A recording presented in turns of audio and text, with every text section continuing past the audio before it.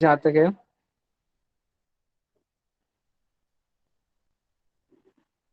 जी। हरे कृष्णा प्रभु जी के। 1 मिनट में class start होने वाली है। और बहुत अच्छा लगा आप लोग क्लास लेने के लिए और शिला प्रभुपाद जी की सेवा के लिए आ गया है सब लोग। और बहुत ही अच्छे सेवा की आप लोगों ने। ये देख के हम सबको बहुत अच्छा लगा, क्योंकि क्या होता है कि कभी कभी माताएं जो गुरुदेव के श्री अंग की सेवा नहीं कर पाती है, उनको ये रहता है कि हम सेवा कैसे करें कैसे करें। तो इतना अच्छा मौका मिला था इस बार, और सभी माताओं ने बहुत अच्छे से इसे जो सेवा का मौका है सबने अपनाया और बहुत अच्छे से सेवा की है। ये देख के जो कृष्णदास प्रभु जी बड़े प्रसन्न हुए थे। और शायद कृष्णदास प्रभु जी आ गए हैं। हरे कृष्ण प्रभु जी।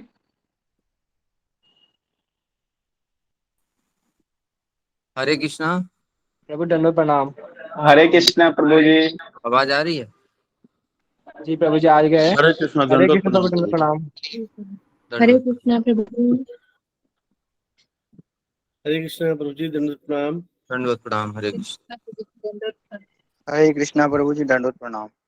दंडवत हरे प्रणाम। कृष्णा प्रभु जी हरे दंडवत कृष्णा प्रणाम। प्रभु जी दंडवत प्रणाम प्रभु जी। हरे कृष्णा। हरे कृष्ण प्रभु जी दंडवत प्रणाम। हरे हरे कृष्णा कृष्णा दंडवत प्रभु प्रणाम जी। प्रभु जी। हरे हरे स्टार्ट कृष्णा करें? कृष्णा प्रभु जी दंडवत दंडवत प्रणाम प्रणाम। प्रणाम प्रभु प्रभु जी। जी दंडवत प्रणाम। हरे कृष्णा प्रभु जी दंडवत प्रणाम।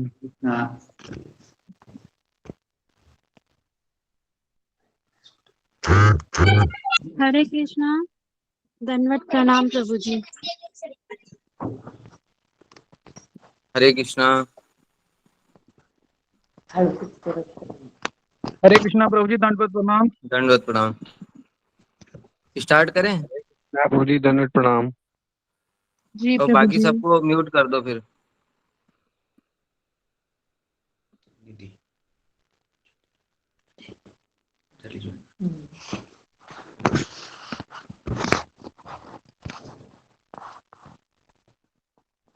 अरे एक इसमें लगना चाहिए था, चलो इसमें चल जाएगा।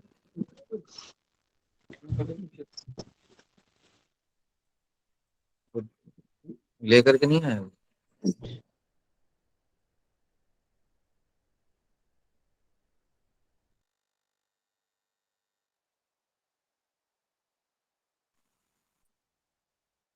हरे कृष्णा। हरे कृष्णा प्रभु जी। हरे कृष्णा प्रभु जी। हरे स्टार्ट कृष्णा। करें? जी हाँ प्रभु प्रभु जी। जी। जी प्रभु जी। हरे कृष्णा जी प्रभु प्रभु जी। जी। तो बाकी सबको म्यूट कर दो फिर। जी प्रभु।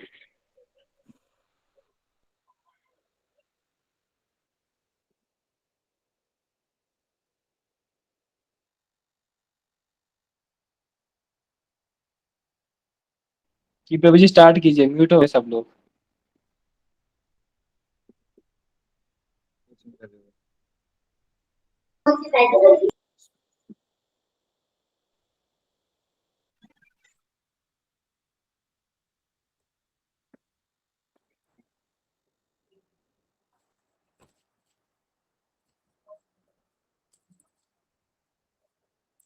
ज्ञानतिमिरान्धस्य ज्ञानाञ्जनशलाकया येन तस्मै श्रीगुरवे नमः। गुरवे गौरचन्द्राय राधिकायै तदालये कृष्णाय कृष्णभक्ताय तद्भक्ताय नमो नमः। वाञ्छाकल्पतरुभ्यश्च कृपा सिन्धुभ्यैव च पतितानां पावनेभ्यो वैष्णवेभ्यो नमो नमः। श्री कृष्ण चैतन्य प्रभु नित्यानंद, श्री अद्वैत गदाधर शिवासादि गौर भक्त वृंद। हरे कृष्ण कृष्ण कृष्ण हरे हरे, हरे राम राम राम हरे हरे। सर्वप्रथम मैं अपने गुरुपाद पद्म नित्य लीला प्रविष्ट ओम विष्णुपाद अष्टोत्तर शस्त्री श्रीमद भक्ति वेदांत नारायण गोस्वामी महाराज जी के चरण कमलों में अनंत कोटि दंडवत प्रणाम करते हुए उनकी अहित की कृपा की प्रार्थना करता हूँ। तत्पश्चात शिक्षा गुरुपाद पद्म नित्य लीला प्रविष्ट ओम विष्णुपाद अष्टोत्तर शस्त्री श्रीमद भक्ति वेदांत श्रील स्वामी प्रभुपाद जी के चरणों में अनंत कोटि दंडवत प्रणाम करता हूँ। उनके गुरु नित्य लीला प्रविष्ट ओम विष्णुपाद अष्टोत्तर श्री श्रीमद भक्ति सिद्धांत सरस्वती गोस्वामी ठाकुर जी के चरणों में अनंत कोटि दंडवत प्रणाम करते हुए उनकी हेतु की कृपा की प्रार्थना करता हूँ। आज हम लोग परम सौभाग्य का दिन है कि हम लोग श्रील प्रभुपाद और उनके श्रील गुरुदेव श्रील भक्ति सिद्धांत सरस्वती गोस्वामी ठाकुर जी उनकी महिमा के विषय में हम लोग श्रवण करेंगे।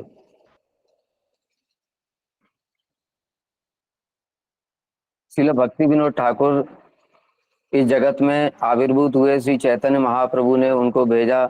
उनके प्रणाम मंत्र में हम लोग जानते हैं, नमो भक्ति विनोदाय सच्चिदानंद नामिने गौर शक्ति स्वरूपाय रूपानुग वरायते।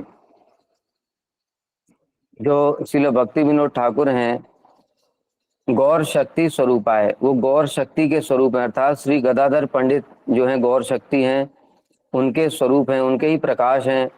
बिना महाप्रभु की शक्ति के इस जगत में प्रचार संभव नहीं है। इसलिए उन्होंने इस जगत में आकर के जो 6 गोस्वामियों ने कार्य किए थे, गौर नाम, गौर काम, गौर धाम, इनका प्रचार किया।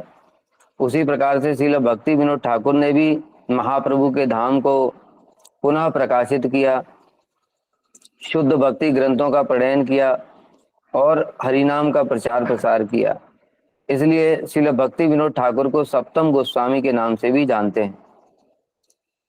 जब श्रील भक्ति विनोद ठाकुर प्रचार कर रहे थे, उन्होंने 100 से अधिक ग्रंथों की रचना करी, जिसमें कि बंगला भाषा में, इंग्लिश भाषा में, संस्कृत भाषा में, अनेक भाषाओं में श्रील भक्ति विनोद ठाकुर ने ग्रंथों की रचना की।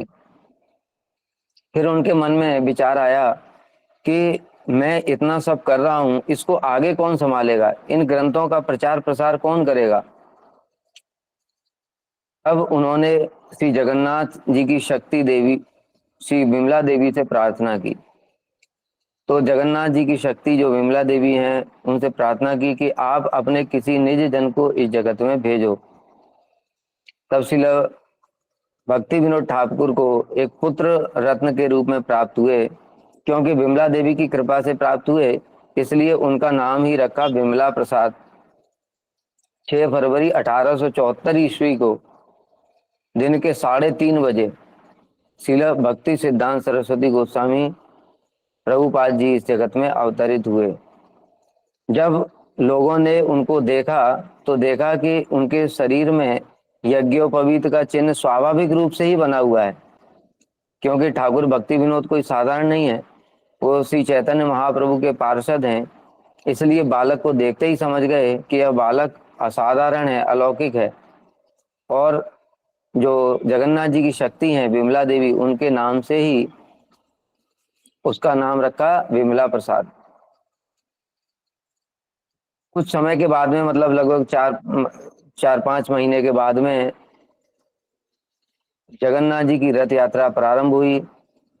जब रथ यात्रा हुई तो एक आश्चर्यजनक घटना हुई कि जो जगन्नाथ जी का रथ है वो श्रील भक्ति विनोद ठाकुर जी के घर के आगे रुक गया। श्रील भक्ति विनोद ठाकुर उस समय मजिस्ट्रेट थे और जगन्नाथ जी का जो मंदिर है उसके वो पूरा देख रेख इत्यादि वही सब करते थे। और जो जगन्नाथ जी का मंदिर है वहां से लगभग 1 किलोमीटर दूर में उनका घर था। तो जब जगन्नाथ जी का रथ उनके घर के आगे रुक गया और 3 दिन तक रथ खड़ा रहा। क्योंकि जगन्नाथ जी अपने भक्त का दर्शन करना चाहते हैं, जिनको इस जगत में जगन्नाथ जी ने भेजा है अपनी वाणी का प्रचार करने के लिए। और शास्त्र में भी ऐसा वर्णन है कि उत्कले पुरुषोत्तमात्, अर्थात कलयुग में जो प्रचार प्रारंभ होगा उसका मूल केंद्र होगा वो पुरुषोत्तम क्षेत्र अर्थात जगन्नाथपुरी। तो इसलिए श्रील भक्ति विनोद ठाकुर के पुत्र रत्न के रूप में श्रील सरस्वती ठाकुर आविर्भूत हुए जगन्नाथपुरी क्षेत्र में ही। और जगन्नाथ जी स्वयं उनके दर्शन करने के लिए 3 दिन तक खड़े रहे। यही उनकी बड़ी विशेष महिमा है, क्योंकि भगवान खुद अपने भक्तों के पीछे पीछे चलते हैं। श्रीमद् भागवत में एक श्लोक है, पूययति अंग रेणुभि अनुव्रजाम्यहम नित्यम। मैं अपने भक्तों के पीछे पीछे चलता हूँ जैसे उनकी चरण धूलि मेरे माथे पर लग जाए और मैं पवित्र हो जाऊं। ऐसी भगवान के भक्तों की महिमा है। भगवान के जो भक्त हैं, भगवान भी उनके पूर्ण रूप से वशीभूत रहते हैं। इसलिए ठाकुर भक्ति विनोद अपने पुत्र को लेकर के आए जगन्नाथ जी के रथ के ऊपर में, और उनको जगन्नाथ जी के चरणों में रख दिया।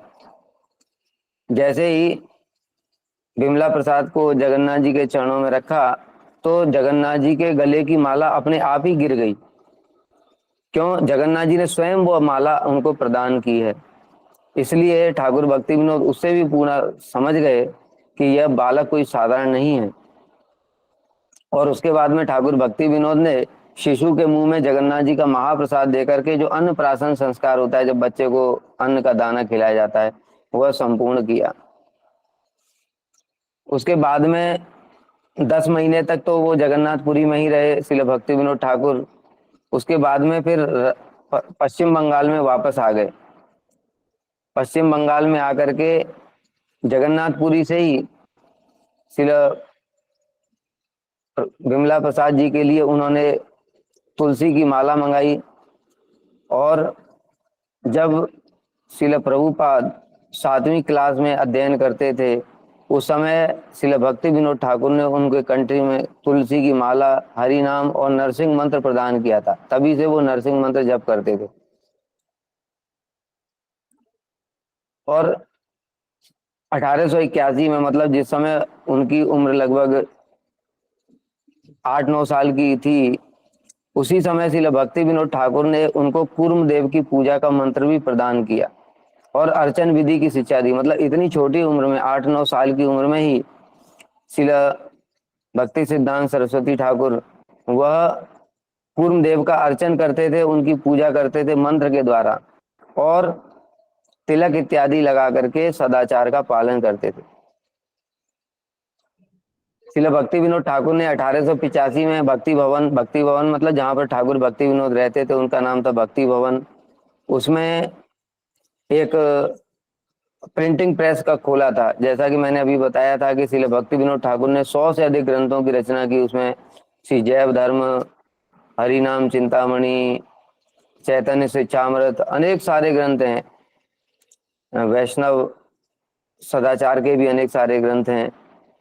तो उन्होंने जो प्रिंटिंग प्रेस खोली थी, तो श्रील भक्ति सिद्धांत सरस्वती ठाकुर बाल्यकाल से ही उसमें प्रूफ संशोधन इत्यादि का कार्य करते थे, उसमें उनकी सहायता करते थे।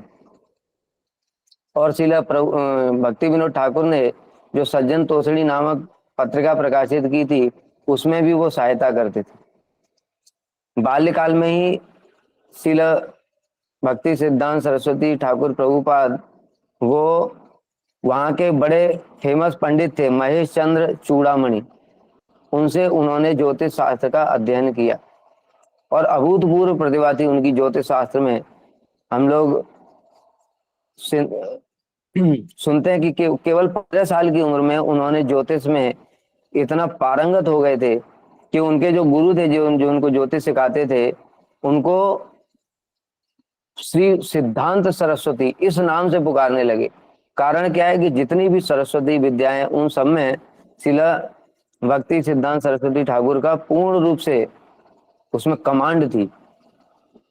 इसलिए उनके गुरु वर्ग, देखो इससे बढ़कर के और सौभाग्य क्या हो सकता है कि गुरु स्वयं ये टाइटल दे रहे हैं श्री सिद्धांत सरस्वती, अर्थात भक्ति के जितने भी सिद्धांत हैं और जितनी भी विद्याएं हैं, मतलब चिन्मय विद्या, जड़ विद्या नहीं, उन सब में वो पारंगत हैं।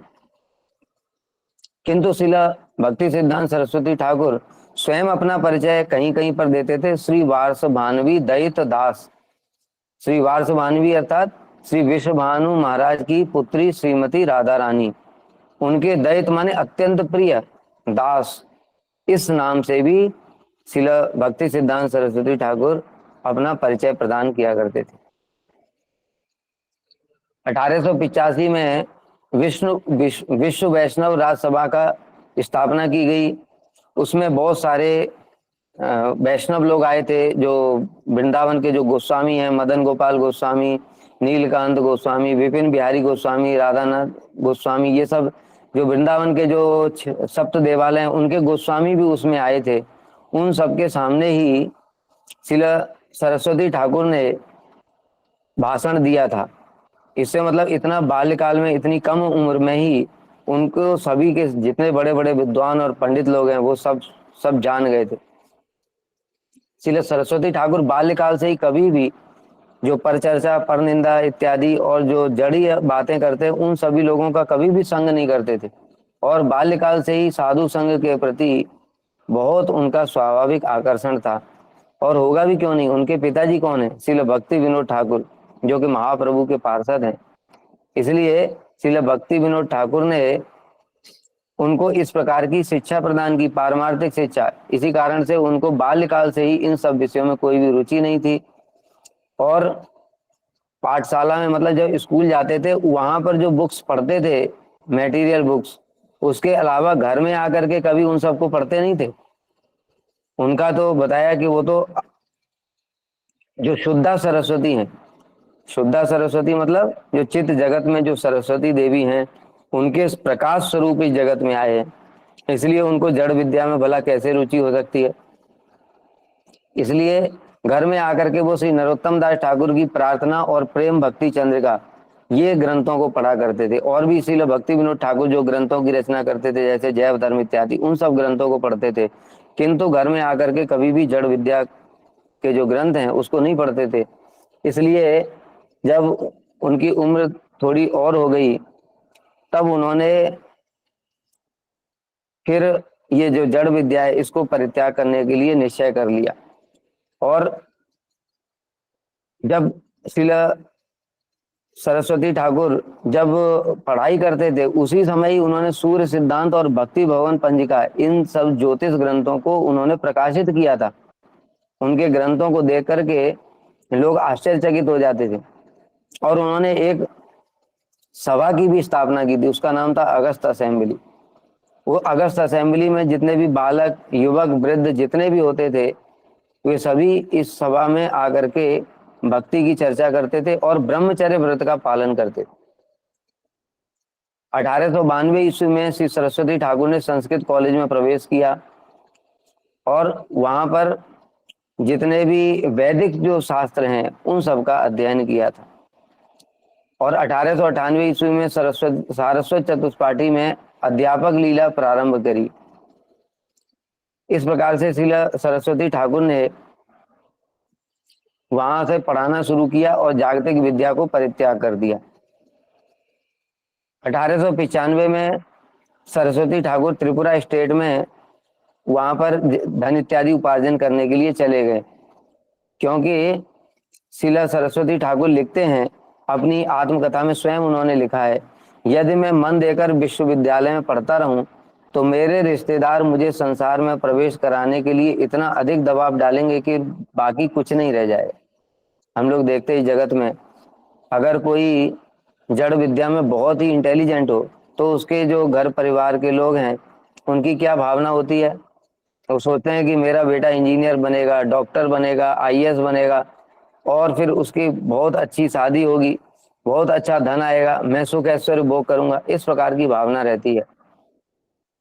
इसलिए श्रील सरस्वती ठाकुर ने यह निश्चय कर लिया कि अगर मैं ऐसे रहूंगा तो ये लोग मुझे निश्चित रूप से माया में फंसाकर ही मानेंगे, जितने स्वजन बंधु बांधव हैं।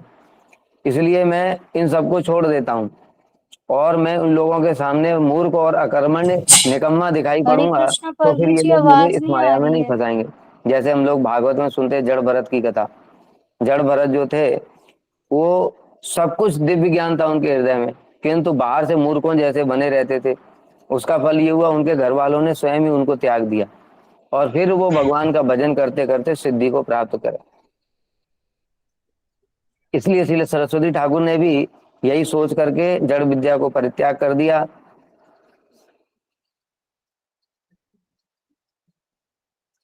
क्या मैसेज आया? कुछ वॉइस आ रही है ना? जी प्रभु जी, आ रही है प्रभु जी, हाँ आ रही है, आ रही है प्रभु। ठीक। तो जड़ विद्या को परित्याग कर दिया और वहां त्रिपुरा के राजा के यहाँ पर नौकरी करने लगे। वहां पर जो उसका राजा था जो राजा था उसका एक पुत्र था श्रील सरस्वती ठाकुर, जो उस पुत्र को शिक्षा देते थे, उसको संस्कृत की शिक्षा देते थे, इंग्लिश की शिक्षा देते थे और बांग्ला भाषा की भी शिक्षा देते थे। और जब साथ साथ में भक्ति की भी शिक्षा देते थे, क्योंकि उनके स्वरूप में ही भक्ति है, इसलिए भक्ति की भी शिक्षा देते थे।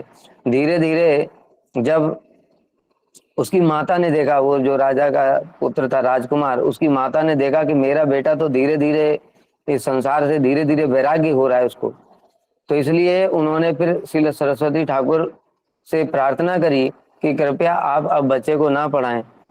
क्योंकि अगर ये साधु बन गया तो फिर क्या होगा, जैसा कि अभी भी हमने बताया कि जो लोग हैं वो कोई भी अपने माता पिता अपने पुत्र को साधु नहीं बनाना चाहते। इसलिए उन्होंने सरस्वती ठाकुर को बोला कि हम आपको पेंशन देते रहेंगे, किंतु अभी आप हमारे बच्चे को ना पढ़ाएं। किंतु वहां रह करके श्री सरस्वती ठाकुर को एक विशेष लाभ हुआ।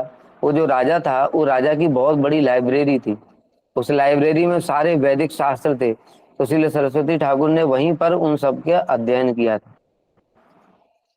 उसके बाद में 1897 से लेकर के फिर चातुर्मास व्रत इत्यादि पालन किया उन्होंने। जो अभी हमारा चातुर्मास व्रत चल रहा है, श्री सरस्वती ठाकुर किस प्रकार से चातुर्मास व्रत पालन करते थे, खुद बनाते थे। पहली बात तो अपने हाथ से बनाते थे, और अपने हाथ से बना करके वो जो एक पत्थर है जो कि आज भी यहाँ पर चैतन्य मठ है श्री मायापुर धाम में, वहां पर वो रखा हुआ है श्री सरस्वती ठाकुर प्रभुपाद जी के भजन कुटी में।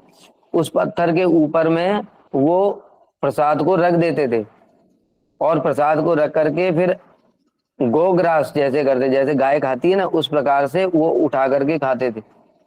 और उन्होंने बड़े बड़े कठोर चांद्रायण व्रत इत्यादि का भी अपने जीवन में पालन किया। चांद्रायण व्रत बहुत ही कठोर व्रत होता है। उसमें जैसे चंद्रमा की कलाएं होती हैं, प्रतिपदा पूर्णिमा को पूर्ण चंद्र होता है, उसके बाद प्रतिपदा को थोड़ा कम होता है, फिर द्वितीया तृतीया, इस प्रकार से। तो जैसे जैसे चंद्रमा की कलाएं होती, केवल उतने ही ग्रास खाते थे। प्रतिपदा मतलब एक तिथि को केवल 1 ग्रास, द्वितीया को 2 ग्रास, तृतीया को 3 ग्रास, चतुर्थी को 4 ग्रास, इस प्रकार से पूर्णिमा को 15 ग्रास, फिर घटाने लगे 14, 13, 12 ऐसे करके अमावस्या को कुछ भी नहीं। और वो भी जो ग्रास खा रहे हैं वो किस प्रकार से बताया कि पत्थर के ऊपर रख दिया, और पत्थर के ऊपर रख करके ऐसे मुंह से उठा करके खा रहे हैं, जितना मुख में आ गया बस उतना, मतलब ऐसे करके 14-15 ग्रास पूर्णिमा को, और प्रतिपदा को 1 ग्रास, और अमावस्या को कुछ भी नहीं। इस प्रकार से उन्होंने बड़े कठोर व्रत का पालन किया। और 1900 ईस्वी में श्री सरस्वती ठाकुर ने बंगे सामाजिकता अर्थात बंगाल में सामाजिकता, इस विषय में एक ग्रंथ भी प्रकाशित किया था। 1897 ईस्वी में श्री भक्ति विनोद ठाकुर जब सुरभि कुंज में रहते थे, आनंद सुखद कुंज में, गोद्रुम द्वीप में, अभी भी वहां पर उनकी भजन कुटी है। तो वहां पर जब भजन कुटी में रहते थे, तो 1898 ईस्वी में श्रीला सरस्वती ठाकुर को अपने गुरु जी के दर्शन हुए, श्री गौर किशोर दास बाबा जी महाराज। उनका अद्भुत और अप्राकृत चरित्र था। श्री गौर किशोर दास बाबा जी महाराज परमहंस शिरोमणि, और उनके वैराग्य की तुलना केवल मात्र श्री रघुनाथ दास गोस्वामी से कर सकते हैं। इसके अतिरिक्त इस जगत में किसी के साथ भी श्री गौर किशोर दास बाबा जी महाराज की तुलना नहीं की जा सकती। श्री सरस्वती ठाकुर ने स्वयं अपने आत्मकथा में ये सब बातें लिखी हैं। तो उनके गुरु कैसे विरक्त थे, मतलब कभी अगर उनको मन में कुछ खाने की इच्छा हो गई, अच्छा, तो श्री गौर किशोर दास बाबा जी महाराज जाते थे गंगा जी के किनारे, और गंगा जी की मिट्टी को उठा करके खा लेते थे। कहते थे ले जीवा, तुझे बड़ा खाने का शौक है ना, ले तुझे अच्छा अच्छा खिलाता हूँ, और गंगा जी की मिट्टी खा लेते। और जो जगत के लोग हैं, जगत के लोग उनके पास में बहुत ज्यादा आते थे, क्योंकि सिद्ध बाबा जी हैं, हमारा काम बन जाएगा, हम पर कृपा करेंगे। तो इसलिए जगत के लोग जब उनके पास आते थे, तो उनसे बचने के लिए श्री गौर किशोर दास बाबा जी महाराज जी जो नगर महापालिका की टॉयलेट थे उसमें जाकर के बैठ गए, और उसमें जाकर के भीतर से कुंडी बंद कर ली। जब नगर महापालिका के लोगों को पता चला, 3-4 दिन हो गए टॉयलेट का अंदर से दरवाजा ही नहीं खुल रहा है, तो लोग आए और उन्होंने कहा बाबा जी, पता चला क्योंकि अंदर से हरि नाम की आवाज आ रही है, तो समझ गए कि यहाँ पर तो बाबा जी महाराज हैं। तो इसलिए उन्होंने कहा बाबा जी महाराज आप बाहर आ जाओ, हम आपके लिए बढ़िया सी कुटिया बना देंगे। अंदर भीतर में बहुत दुर्गंध आ रही है। तब गौर किशोरदास बाबा जी महाराज कहने लगे कि दुर्गंध यहाँ कहाँ है, मुझे तो दिखाई नहीं देती, मुझे तो नहीं पता चल रहा है, लेकिन बाहर में जरूर दुर्गंध। कैसा उनका देखो परमहंस अवस्था है कि वो जो नगर महापालिका का टॉयलेट है उसके अंदर बैठे हुए, लेकिन उनको दुर्गंध नहीं आती। और जो कपड़ा है, कपड़े में ही गांठें लगा करके उसी के ऊपर माला जप करते थे, हरि नाम करते थे। उनको दुर्गंध इत्यादि का कुछ पता ही नहीं चलता था, वो कृष्ण भजन में इतने अधिक आविष्ट हो जाते थे। और बाहर में दुर्गंध है, इसका क्या मतलब है? इसका मतलब है कि जो विषयी लोग हैं वो सब समय अपनी कामना वासनाओं को लेकर के मेरे ऊपर आएंगे, मेरे पास में आएंगे और वो भजन में बाधा देंगे, इसलिए यही वास्तविक दुर्गंध है। किंतु यह जो पैखाने से जो गंध आ रही है, ये दुर्गंध नहीं है। तो इस प्रकार से 1898 ईस्वी में जब गौर किशोरदास बाबा जी महाराज के उनको दर्शन हुए, तो प्रथम दृष्टि में ही श्री सरस्वती ठाकुर ने मन में संकल्प कर लिया, यही एकमात्र मेरे गुरु होने योग्य हैं। क्योंकि वहां पर श्री गौर किशोरदास बाबा जी महाराज सब समय एक कीर्तन किया करते थे, कोथाय गो प्रेममयी राधे राधे, हे राधे आप प्रेममयी हैं, आप कहाँ चली गई। और इस प्रकार से कीर्तन करते करते भावाविष्ट हो जाते थे। उनके नेत्रों से अश्रु धारा प्रवाहित होने लगती थी, शरीर में रोमांच कंप अश्रु पुलक होने लगता था।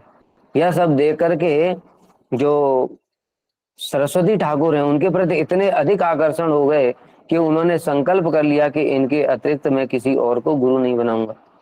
यद्यपि श्री सरस्वती ठाकुर उस समय बताया इतने विद्वान थे और समस्त जो जड़ विद्याएं हैं, जैसे कि बताया ज्योतिष शास्त्र इत्यादि, एक कलकत्ता के दर्शन विभाग का जो एचओडी था ज्योतिष विभाग का, उसके साथ में जब श्री सरस्वती ठाकुर का शास्त्रार्थ हुआ था, उसको परास्त कर दिया, तो उसने अपनी कुर्सी छोड़ दी थी।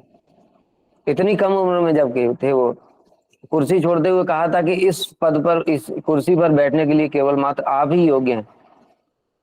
इतना उनका जो विद्वता थी सांसारिक जो विषय हैं उनमें भी, इस कारण से जो उस समय के प्रसिद्ध लोग थे सभी चाहते थे ये हमारा शिष्य बन जाए, हमारा शिष्य बन जाए।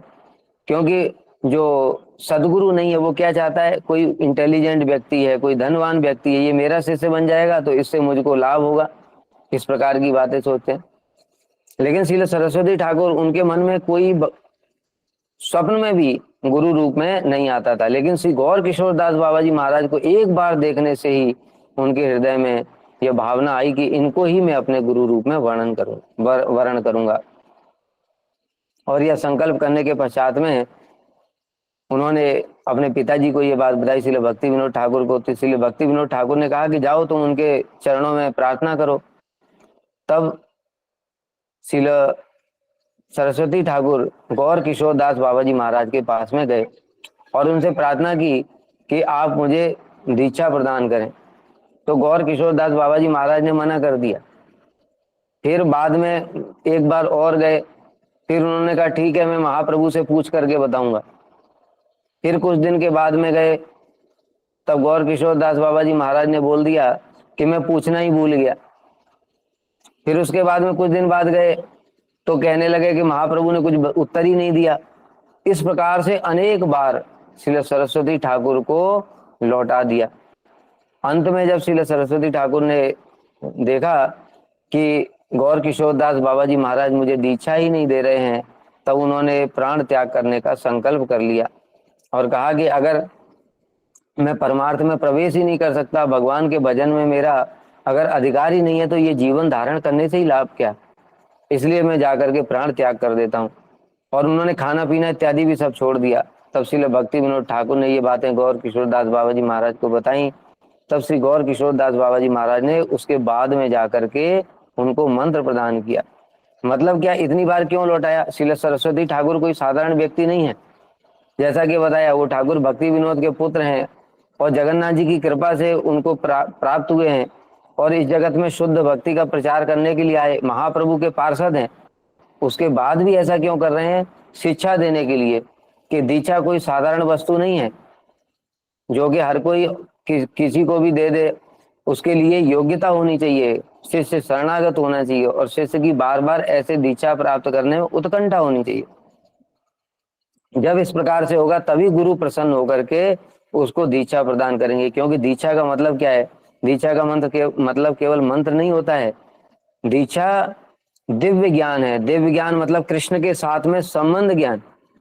और दीक्षा का जो मंत्र है, उस मंत्र में ही कृष्ण का स्वरूप विराजमान है। इसीलिए उसी मंत्र के द्वारा ही कृष्ण के साक्षात दर्शन होंगे। मतलब जब गुरु दीक्षा प्रदान करते हैं तो साक्षात कृष्ण को ही प्रदान कर रहे हैं।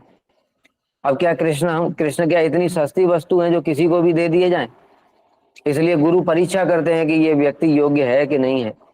इसलिए श्रील गौर किशोर दास बाबा जी महाराज ने यहाँ शिक्षा प्रदान की कि ऐसे जैसे तैसे किसी को भी दीक्षा प्रदान नहीं करना चाहिए। अगर गुरु किसी अयोग्य शिष्य को दीक्षा प्रदान करते हैं और वो शिष्य गलत आचरण करता है, पाप करता है, तो उसका छठा अंश गुरु को भी भोग करना पड़ता है। इसलिए जैसे तैसे किसी को भी दीक्षा प्रदान नहीं करना चाहिए। उसके बाद सन 1900 में श्रील भक्ति विनोद ठाकुर श्रील सरस्वती ठाकुर को लेकर के फिर से रेमुणा होते हुए बालेश्वर खीरचोरा गोपीनाथ जी के दर्शन करते हुए, भुवनेश्वर में दर्शन करते हुए वापस जगन्नाथपुरी आ गए। जगन्नाथपुरी में श्रील हरिदास ठाकुर जी का जो समाधि है, उसके पास में ही जो भक्त लोग जगन्नाथपुरी गए होंगे, वहां पर एक इस्कॉन मंदिर की वहां पर स्थापना हुई। वहां पर एक इस्कॉन टेम्पल का सेंटर है। वो सेंटर जो है वो सतासन रोड बोलते हैं उसको। वहीं उसी रोड पर ही आगे चल के वहां पहले इस्कॉन है, वही श्रील भक्ति विनोद ठाकुर जी का वो घर था। वहीं पर उन्होंने घर लेकर के वहीं श्रील भक्ति विनोद ठाकुर भजन करते थे और श्रील सरस्वती ठाकुर भी वहीं पर रह करके भजन करते थे और वहीं पर रह करके भागवत कथा करते थे। उसके थोड़ा सा आगे चल के श्री चैतन्य महाप्रभु के जो पार्षद है जगदानंद पंडित जी, उनका निवास स्थान था। उसके बाद ब्रह्मानंद भारती, उसके बाद श्री स्वरूप दामोदर गोस्वामी, श्री रघुनाथ दास गोस्वामी, इस प्रकार से श्री चैतन्य महाप्रभु के जितने पार्षद गण हैं सब वहीं पर रहा करते थे। तो उसी स्थान पर श्रील भक्ति विनोद ठाकुर ने एक घर लिया था, जहां पर श्रील सरस्वती ठाकुर हरि कथा श्रवण करते थे और हरि कथा करते भी थे। उसका नाम था भक्ति कुटी।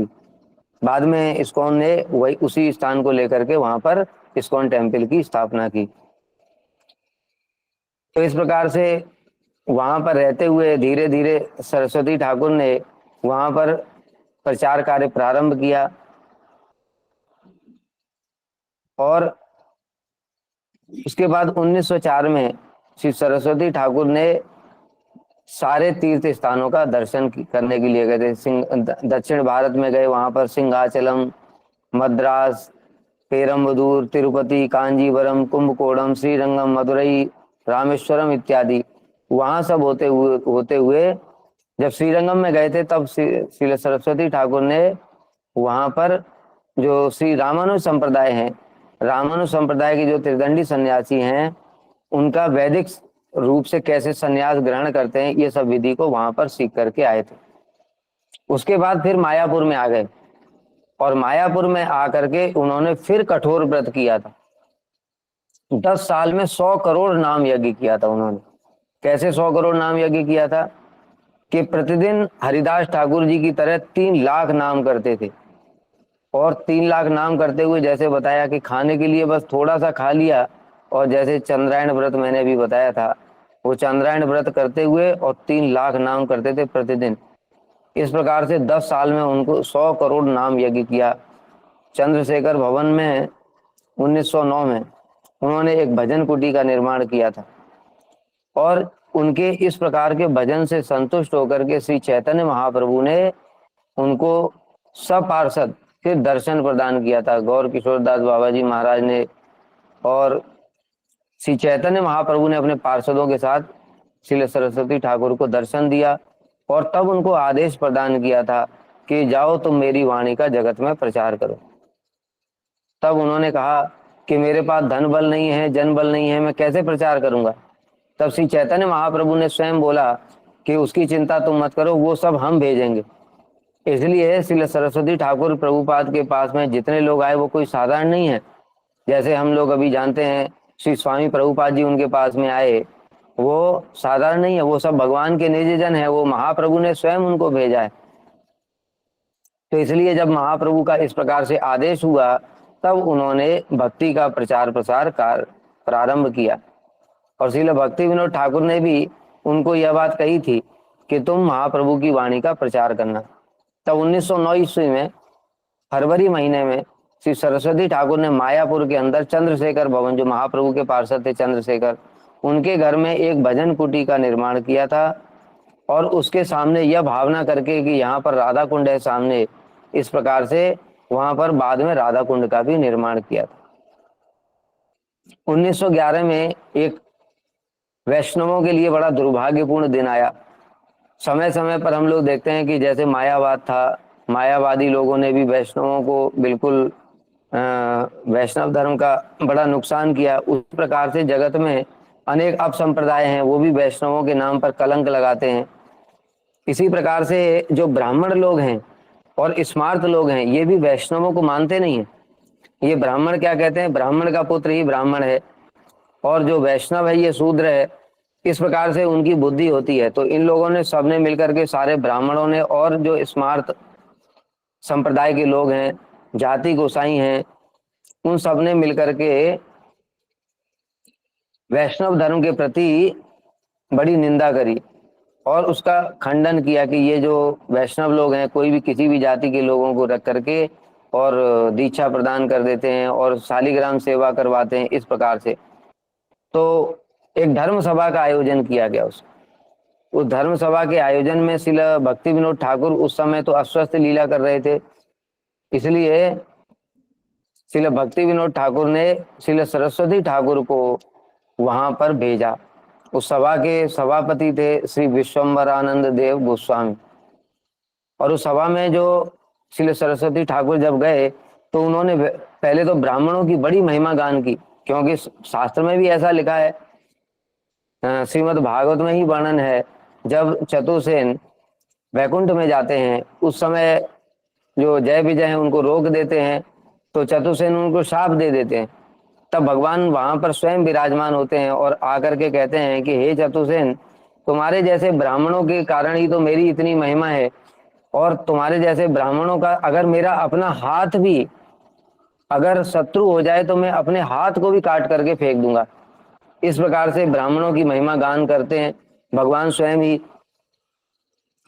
तो पहले तो श्री सरस्वती ठाकुर ने ब्राह्मणों की महिमा गान करी, लेकिन उसके पश्चात में फिर उन्होंने वैष्णवों की महिमा गान करी और उसमें बताया कि विप्र क्षत्रिय वैश्याश्च गुरुवः शूद्र जन्मनाम शूद्राश्च ते गुरुवस्तेषां त्रयाणाम भगवत प्रिया।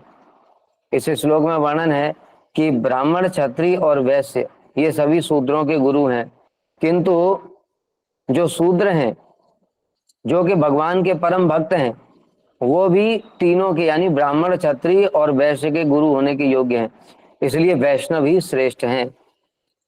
और श्रीमद् भागवत में भी वर्णन है, प्रहलाद चरित्र में, विप्राद द्विषड गुण योताद अरविंद नाव पादारविंद विमुखा स्वपजम वरिष्ठम मन्ये तदर्पित मनोवचने एतार्थ प्राणम पुनात सकुलम न तु भूरिमाना। तो इस प्रकार से श्री सरस्वती ठाकुर ने शास्त्र के अनेक सारे प्रमाण दिए।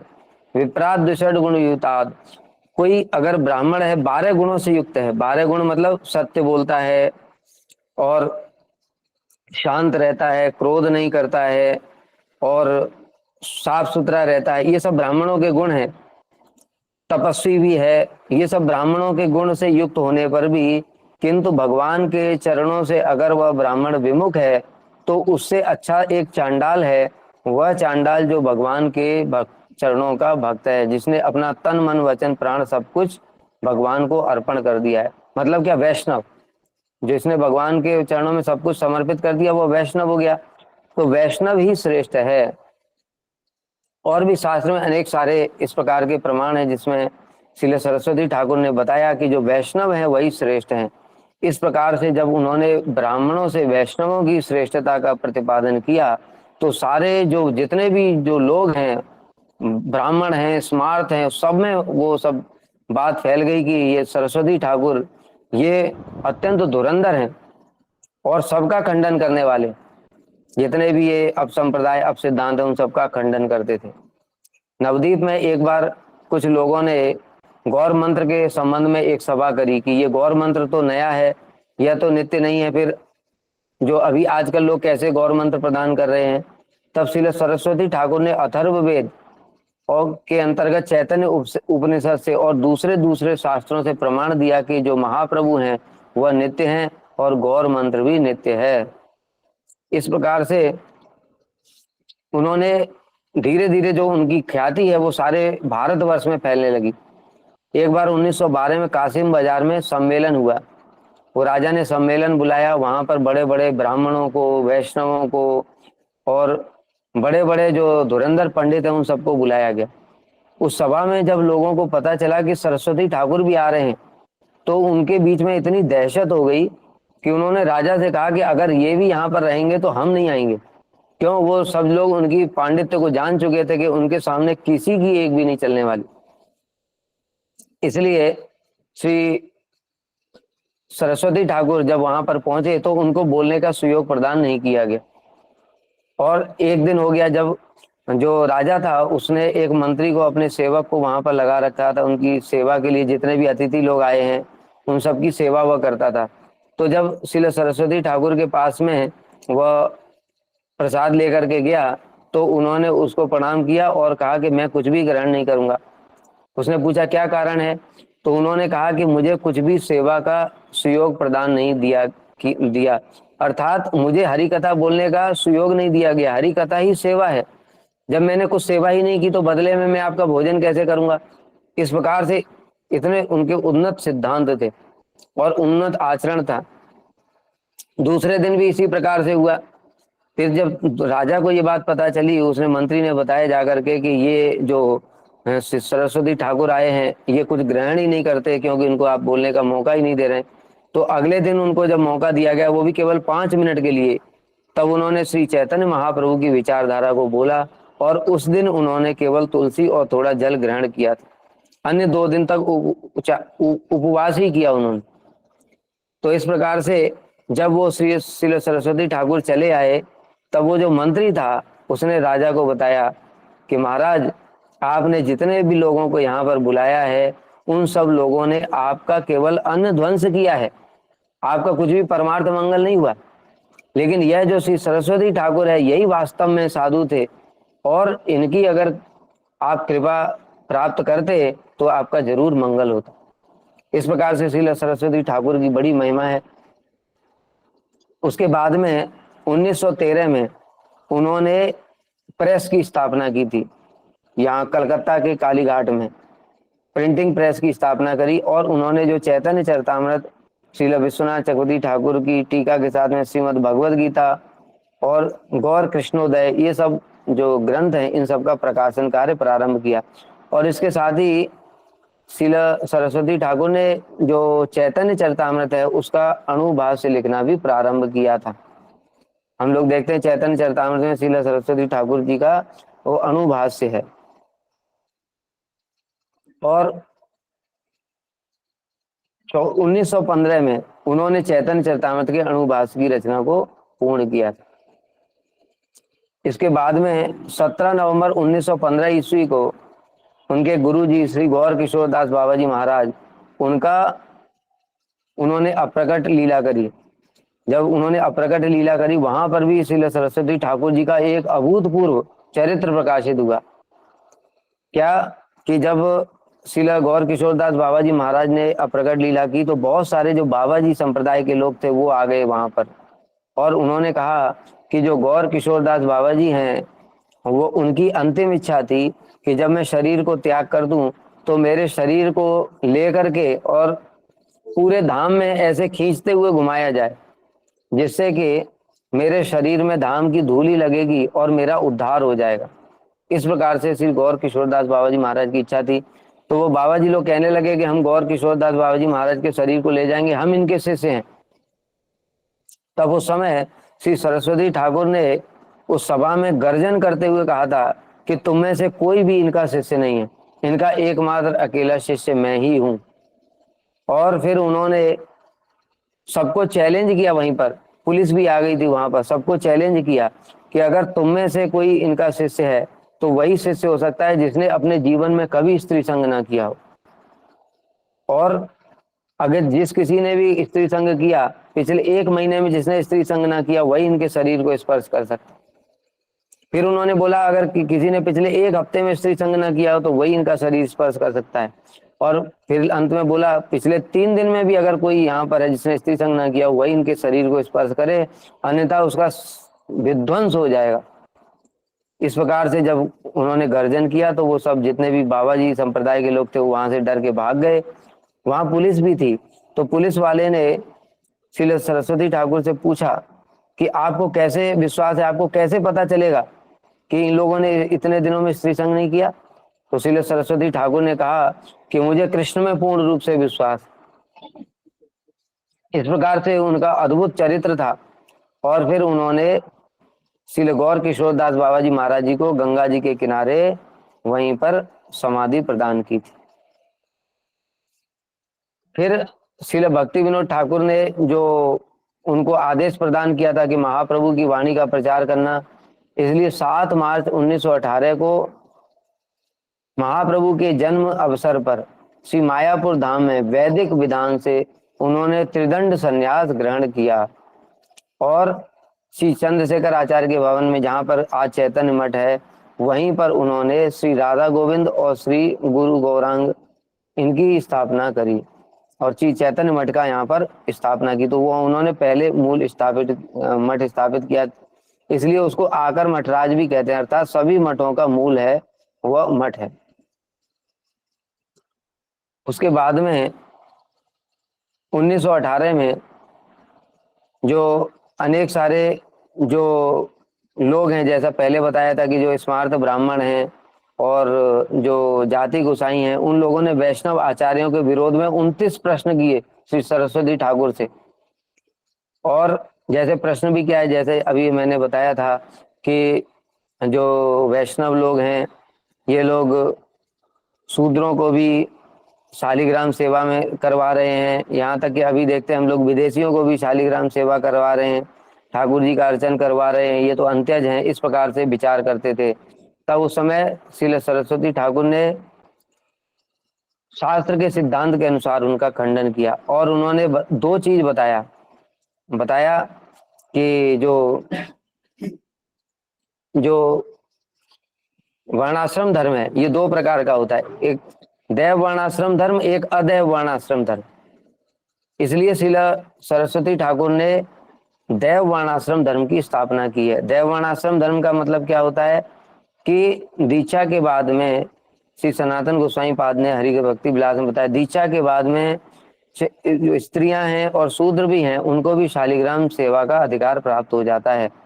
लेकिन अदैव वर्णाश्रम धर्म में क्या होता है, जो ब्राह्मण का पुत्र है वही ब्राह्मण होगा और जो ब्राह्मण नहीं है, जो शूद्र इत्यादि हैं, उनको भगवान की सेवा, ठाकुर जी की सेवा करने का अधिकार नहीं है। ये अदैव वर्णाश्रम धर्म है। लेकिन श्री सरस्वती ठाकुर ने शास्त्र के प्रमाण दिए, यस्य लक्षणम प्रोक्तम पुंसो वर्णाभिव्यंजकम यद अन्यत्यापि दृश्येत तत्तेन विनिर्दृश्येत। श्रीमद् भागवत में ये श्लोक बताया कि जिस किसी के अंदर में जो लक्षण दिखाई दे रहे हैं, जिस वर्ण के लक्षण दिखाई दे, अर्थात ब्राह्मण के लक्षण दिखाई दे रहे हैं, तो वो अन्य वर्ण का होने पर भी उसको ब्राह्मण ही माना जाएगा। ये देव वर्णाश्रम धर्म। और अदैव वर्णाश्रम धर्म क्या है, जो अभी बताया, ब्राह्मण का पुत्र है वही ब्राह्मण होगा। और भगवान ने गीता में भी यही बात बताई है, चातुर्मणि मया श्रेष्ठम गुण कर्म विभाग सह, अर्थात हे अर्जुन, मैंने गुण और कर्म के विभाग के अनुसार 4 प्रकार के वर्ण और आश्रमों की रचना करी है। तो इस प्रकार से श्री सरस्वती ठाकुर ने देव वर्णाश्रम धर्म की स्थापना की और अब धीरे धीरे उन्होंने प्रचार कार्य प्रारंभ किया तो शिष्य भी बनाने शुरू किए। 1920 ईस्वी में श्री भक्ति विनोद ठाकुर जी के ही एक शिष्य थे, उनका नाम था श्री जगदीश भक्ति प्रदीप। तो उनको श्री सरस्वती ठाकुर ने संन्यास प्रदान किया, वही उनके पहले संन्यास शिष्य थे। और 1921 में श्री नवदीप धाम की परिक्रमा उन्होंने प्रारंभ करी, जो श्री भक्ति विनोद ठाकुर की जो इच्छा थी नवदीप धाम परिक्रमा का पुनः संचालन किया जाए, तो श्री सरस्वती ठाकुर ने वो नवदीप धाम परिक्रमा प्रारंभ की, फिर जगन्नाथपुरी धाम की परिक्रमा प्रारंभ की, उसके बाद में कार्तिक में जो ब्रज मंडल परिक्रमा है वो भी सब प्रारंभ की थी। और उसके बाद में प्रचार कार्य उन्होंने जब प्रारंभ किया 1921 में, वहां पर पूर्व बांग्लादेश में ढाका में जाकर के वहां पर हरि कथा किया और 1 महीने तक जन्मादश श्लोक, जो श्रीमद् भागवत का जो पहला ही श्लोक है मंगलाचरण श्लोक, उस पहले मंगलाचरण श्लोक की 30 प्रकार से व्याख्या करी। श्रील सरस्वती ठाकुर का जो पांडित्य है क्या अद्भुत है, मतलब उसकी कल्पना भी जगत में किसी से नहीं की जा सकती, क्योंकि बताया ना वो शुद्धा सरस्वती के अवतार हैं। इसलिए 1 महीने तक जन्मादश श्लोक की व्याख्या करी और 30 प्रकार से अलग अलग प्रकार से उन्होंने उनकी व्याख्या करी। और 31 अक्टूबर को वहां श्री विग्रहों की प्रतिष्ठा की और बड़ा धूमधाम से महोत्सव किया। इस प्रकार से फिर वहां से नवदीप मंडल आए और नवदीप में आकर के उन्होंने चंपाहाटी में जो यहाँ पर है गौर गदाधर मंदिर है उसकी सेवा को पुनः प्रकाशित किया। और वृंदावन दास ठाकुर जी की जो चैतन्य लीला के जो व्यास हैं श्री वृंदावन दास ठाकुर, जिन्होंने श्री चैतन्य भागवत की रचना की है, उनकी जो आविर्भाव स्थली है मोद्रुम द्वीप में, उसमें उस मंदिर को पुनः उन्होंने ठीक से निर्माण कार्य किया और फिर चैतन्य महाप्रभु की वाणी का प्रचार किया।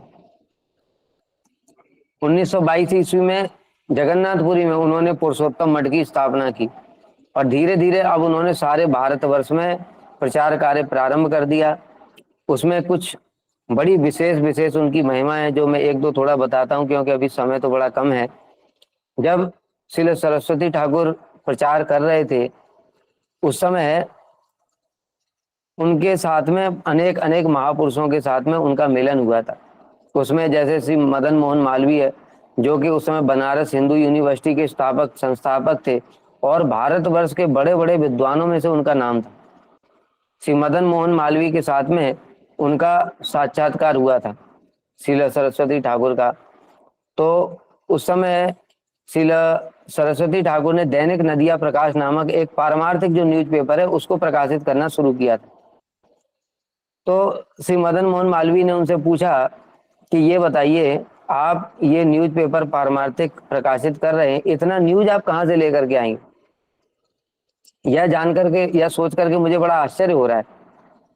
तब यह सुन करके श्री सरस्वती ठाकुर ने कहा कि आप जैसे विद्वान व्यक्ति को आश्चर्य हो रहा है, यह सुन करके मुझे बड़ा आश्चर्य हो रहा है। क्यों?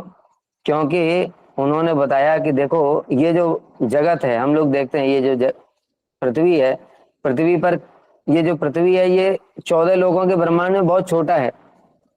उस पृथ्वी पर कितने सारे देश हैं, भारत उसमें से एक बड़ा छोटा देश है। वो भारतवर्ष में कितने सारे प्रदेश हैं, उत्तर प्रदेश, बंगाल, असम इत्यादि ये सब प्रदेश हैं, उसमें से एक छोटा छोटा प्रदेश है। उन छोटे छोटे प्रदेशों में कितने सारे शहर हैं, उन छोटे छोटे शहरों में भी अपना एक कितने सारे न्यूज़पेपर निकलते हैं, जैसे आज है, दैनिक जागरण है, अमर उजाला है, इंग्लिश के हिंदुस्तान टाइम्स है, इंडिया टाइम्स ऑफ इंडिया है। इस प्रकार से एक शहर के अंदर में इतनी सारी न्यूज है। फिर जो चित्त जगत है वह चित्त जगत तो इस जगत की तुलना में अनंत गुना श्रेष्ठ है और अनंत गुना बड़ा है। तो फिर वहां पर न्यूज की क्या कोई कमी हो सकती है? तो श्री सरस्वती ठाकुर का किस प्रकार का विचारधारा है? क्यों? क्योंकि उनका संबंध चित्त जगत के साथ में, अगर चित्त जगत के साथ में संबंध नहीं होता तो इस प्रकार की बात बोल ही नहीं सकते कि हम चित्त जगत से न्यूज लेकर के आएंगे। जो इस जगत का व्यक्ति है वो चित्त जगत की स्पर्श भी नहीं कर सकता है, मन में चिंता भी नहीं कर सकता है, न्यूज वहां से क्या लेकर के आएगा। लेकिन क्योंकि वो उस जगत के वासी हैं इसलिए उन्होंने इस प्रकार से कहा। और फिर उसके बाद में श्री चैतन्य महाप्रभु की विचारधारा को बताया। इसको सुन करके जो मदन मोहन मालवीय बड़े प्रभावित हुए और उन्होंने श्री सरस्वती ठाकुर को अपने बनारस हिंदू विश्वविद्यालय में लेक्चर देने के लिए बुलाया। जब श्री सरस्वती ठाकुर वहां पर लेक्चर देने के लिए गए, वहां पर दर्शन विभाग के बड़े बड़े एचओडी, प्रोफेसर, टीचर, स्टूडेंट सब थे और स्वयं मदन मोहन मालवीय भी थे। जब श्री सरस्वती ठाकुर ने बोलना प्रारंभ किया तो वहां के जो प्रोफेसर थे उनको भी उनकी बातें समझ में नहीं आ रही थी। यह देख करके जो मदन मोहन मालवीय थे उन्होंने कहा कि आप थोड़ा सा अपने स्तर को नीचे करके बोलिए क्योंकि इन लोगों को समझ में नहीं आ रहा है। तब श्री सरस्वती ठाकुर ने कहा, मैं अपने स्तर को नीचे क्यों करूं, आप लोग अपने स्तर को ऊंचा क्यों नहीं करते? अर्थात उनकी ऐसी जो अप्राकृत वाणी थी, बड़े से बड़े पंडितों के लिए समझना भी बड़ा मुश्किल था, बड़े से बड़े पंडित भी समझ नहीं पाते। एक बार श्री सुभाष चंद्र बोस के साथ में उनका मिलन हुआ। श्री सुभाष चंद्र बोस ने जब देखा कि श्री सरस्वती ठाकुर के पास में सैकड़ों सैकड़ों नवयुवक हैं, जैसे अभी हम लोग सुनेंगे कि कितने सारे लोग उनके पास में अपना घर बार सब छोड़ करके आगे भजन करने के लिए, क्योंकि महाप्रभु ने उनको प्रेरणा दी। तब सुभाष चंद्र बोस उनके पास में आए और उन्होंने कहा कि आपके पास में इतने सारे नौजवान हैं, हम भारत की स्वतंत्रता के लिए युद्ध कर रहे हैं, इसलिए आप उन नौजवानों में से कुछ हमको प्रदान कर दो जिससे कि हम भारत को स्वतंत्र करा सकें। जब इस प्रकार से श्री सरस्वती ठाकुर ने सुना तो उन्होंने फिर पूछा सुभाष चंद्र बोस से, उनसे पूछा कि क्या आपने कभी भगवत गीता पढ़ी है? तो सुभाष चंद्र बोस ने कहा हाँ, मैंने गीता पढ़ी है। तब श्री सरस्वती ठाकुर ने पूछा क्या आपने यह श्लोक पढ़ा है, यम यम वाप स्मरण भावम त्यजते अंते कलेवरम तम तमय वेति कौन्ते सदा तद भाव भाविता।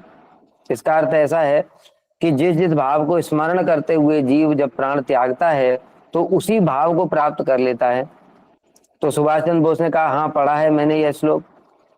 तब श्री सरस्वती ठाकुर ने कहा कि ये बताओ, अभी आप युद्ध कर रहे हो भारत के लिए, और युद्ध किसके विरुद्ध में कर रहे हो? अंग्रेजों के विरुद्ध में। अगर युद्ध करते हुए आप अंग्रेजों के साथ में युद्ध करते हो और युद्ध करते हुए आपकी मृत्यु हो जाए, तो क्योंकि आप अंग्रेजों का चिंतन कर रहे हो तो इसलिए आपका जन्म इंग्लैंड में होगा। अब ये बताओ, जब इंग्लैंड में जन्म होगा तो अब किसके लिए युद्ध करोगे? तब सुभाष चंद्र बोस चुप हो गए, क्यों? उनके पास कोई उत्तर ही नहीं था। अर्थात अभी इंग्लैंड में जन्म होगा और इंग्लैंड में जब जन्म होगा तो फिर भारतीयों के खिलाफ युद्ध करेंगे। अभी भारत की स्वतंत्रता के लिए युद्ध कर रहे हैं, फिर अंग्रेजों की तरफ से युद्ध करेंगे। इसलिए जो सुभाष चंद्र बोस थे वो नतमस्तक हो गए श्री सरस्वती ठाकुर के सामने। और तब श्री सरस्वती ठाकुर ने कहा कि देखो, आपको तो केवल ये एक देश के लोगों की चिंता है, स्वतंत्रता की चिंता है, लेकिन मैं जगत के समस्त प्राणियों की चिंता करता हूँ, जीव मात्र की स्वतंत्रता की चिंता कर रहा हूँ। और आप जिस स्वतंत्रता की बात कर रहे हैं वह तो टेम्परेरी है। अभी हम लोग देख रहे हैं कि अभी क्या भारत स्वतंत्र हो गया? इतना सारा कर्जा है प्रत्येक भारतीय के ऊपर में, और अभी भी वही सब भ्रष्टाचार, लूट खसोट सब तो है, तो क्या स्वतंत्रता हुई? लेकिन श्री सरस्वती ठाकुर क्या कहते हैं? वो कहते हैं कि देखो, अगर एक जीवात्मा है, उस जीवात्मा का पूर्ण स्वतंत्रता मतलब इस धाम से भगवान के धाम को उसको भेज दिया गया, वही वास्तव में स्वतंत्रता है, क्योंकि वो भगवान के धाम में जाकर के भगवान की सेवा करेगा। तो इस प्रकार से उनके विचार को सुन करके सुभाष चंद्र बोस वहां से चले गए और कहने लगे कि जो आप बोल रहे हैं वह सत्य है, लेकिन मैं अभी अपने मार्ग में बहुत आगे निकल चुका हूँ। ऐसे ऐसे धुरंधर लोग भी उनके आगे नतमस्तक हो जाते थे। श्री रविन्द्रनाथ टैगोर, जो कि उनको साहित्य का नोबेल प्राइज मिला था, श्री सरस्वती ठाकुर के साथ में उनका मिलन हुआ। तब श्री रविन्द्रनाथ टैगोर ने से श्री सरस्वती ठाकुर ने पूछा कि आप ये बताइए, हम विदेश में प्रचार करना चाहते हैं तो कौन से देश में प्रारंभ करें? तो रविन्द्रनाथ टैगोर ने कहा देखो, जो साधु लोग हैं उनकी इमेज बहुत ही खराब है जगत में, और विदेशों में तो बहुत ही ज्यादा खराब है, इसलिए आपका कोई प्रचार नहीं होगा। तब श्री सरस्वती ठाकुर ने उनको महाप्रभु की विचारधारा सुनाई। उनकी वाणी में इतना तेज था, जो कोई भी एक बार भी सुन लेता था वो उनके प्रति आकर्षित हो जाता था, उनका एकदम दास बन जाता था। हम लोग सुनते हैं जो श्रील इस्कॉन के फाउंडर आचार्य हैं श्रील साईं प्रभुपाद, वो जब पहली बार गए थे श्रील सरस्वती ठाकुर जी के पास में, कैसे गए थे? उनका एक मित्र था, उनका मित्र उनको लेकर के गया था, कहता है कि चलो मैं तुम्हें एक साधु से मिलाने ले चलता हूँ। तो श्री अभय चरणारविंद जी ने तो मना कर दिया, कहते हैं मुझे आजकल साधुओं पर विश्वास नहीं, क्योंकि उन्होंने बचपन से देखा था कि उनके मोहल्ले में साधु रहते थे, लाल कपड़ा पहन करके घूमते थे, भीख मांगते थे, उनका आचरण भी ठीक नहीं था, कोई बीड़ी पीता था, कोई गांजा पीता था, कोई चाय पीता था, इस प्रकार से उनका आचरण था। तो उन्होंने कहा कि मुझे साधुओं में विश्वास नहीं है। तब उनके मित्र ने कहा कि मैं तुमको जो ले जा रहा हूँ साधु के पास, वो साधारण नहीं है। तब उनको जैसे तैसे करके ले करके आए थे, और पहली बार ही जब श्री साईं प्रभुपाद जी ने जब उनके दर्शन किए तो श्री सरस्वती ठाकुर ने उनको देखते ही बोल दिया कि तुम लोग पढ़े लिखे लोग हो और तुम लोग महाप्रभु की वाणी का विश्व में प्रचार क्यों नहीं करते हो। पहली मीटिंग में ही इस प्रकार की बातें बोलना कोई साधारण बात नहीं है। इसलिए हम लोग जो सुनते हैं गुरु और शिष्य का संबंध नित्य होता है, यह इसका प्रमाण है।